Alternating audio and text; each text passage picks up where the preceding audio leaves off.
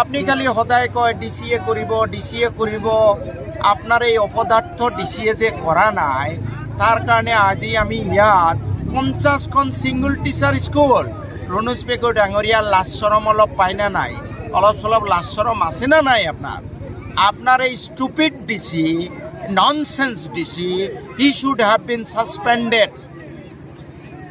আজি ডিচিজন তেও এই জিলাখনৰ এই ৰেচনেলাইজেশ্যন কৰাৰ দায়িত্ব মন্ত্ৰীয়ে নিশ্চয় তেওঁক কৈছে ৰেচনেলাইজেশ্যন কৰক কাৰণ বিধানসভাত কয় বাট দিছ ৰোহনজা ইজ শ্বয়িং হিজ ঠেংগা টু ইউ ৰনোজ পেগু ডাঙৰীয়া শুনিছেনে ডিচি ৰোহনজাই আপোনাক বুঢ়া আঙুলি দেখুৱাই আছে তেওঁ নিজকে তো কি ভাবে আৰু নাজানো ভাই কি ক'ম আৰু আমিতো আৰু ডিচিক ছাছপেণ্ড কৰিব নোৱাৰোঁ আমিতো ডিচিৰ ওপৰত ব্যৱস্থা ল'ব নোৱাৰোঁ মোৰ কুৱেশ্যনটো হ'ল যে ৰনোজ পেগু ডাঙৰিয়া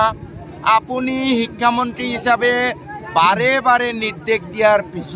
পিছতো ৰোহনজা ডাঙৰিয়াই আপনাক বুঢ়া আঙুলি দেখুৱাই আছে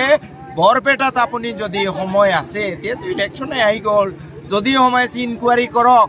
যে এখন স্কুলত 50জন ছাত্ৰ 7জন শিক্ষক আৰু এখন স্কুলত 200 ছাত্ৰ 1জন শিক্ষক ৰোহনজা কেনেকৈ চাকৰি কৰি থাকে মুখ্যমন্ত্ৰী মহোদয় হিমন্ত বিশ্ব শৰ্মা ডাঙৰীয়া প্লিজ আপুনি অলপমান এই কথাটোত নজৰ দিব বুলি ভাবিলোঁ আপোনাৰ এই ৰনোজ পেগু এটা গেধা মন্ত্ৰী এই মন্ত্ৰীজনক এতিয়া আপোনাৰো উপায় নাই সকলো জনগোষ্ঠীক আপুনি ৰিপ্ৰেজেণ্ট কৰিব লাগে দিছে কিন্তু কাম কাজবোৰ অলপ তদাৰক কৰক আপনিতো সব কথা চাব নোৱাৰে ৰনোজ পেগুৱে কয় ৰেচনেলাইজ কৰিব but your bloody DC is not doing it please honourable chief minister take action মই জানো এইখিনি কৰাত আপনাৰ আপত্তি নাই কিন্তু your bloody DC Rohanja why he is not doing rationalization how in spite of being in the power how in spite of Himanta Biswa Sharma being in the power how ৰোহনজা could dare